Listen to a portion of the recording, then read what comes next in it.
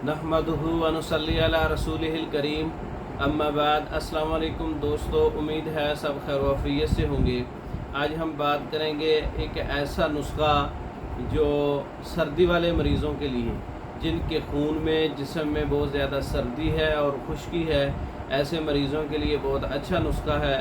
मिसाल उनकी ऐसे कुछ इलामात हैं, तबखीर मैदा है, फालिज है, लकवा है, पुराना एहतलाम, कमज़ोरी, औरतों की माहवारी की कमी या ब्लीडिंग की कमी या माहवारी जो है, हैज़ जो है वो खुल कर नहीं आता, ब्लड प्रेशर वगैरह लो रहता है, टांगों में दर्द रहती है, पट्ठों में दर्द रहता है और इंथन होती है टांगों में, रात के वक्त सोते वक्त बेचैनी होती है।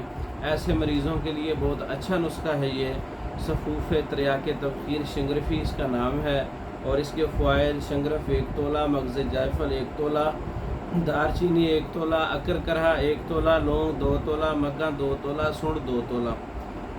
पहले अच्छी तरह से शंगरफ को तैयार कर लें, फिर बाकी चीज़ों का पाउडर मिला के शामिल कर लें, सफ़ूफ बना लें, कैप्सूल फिल कर लें, गोली बना लें।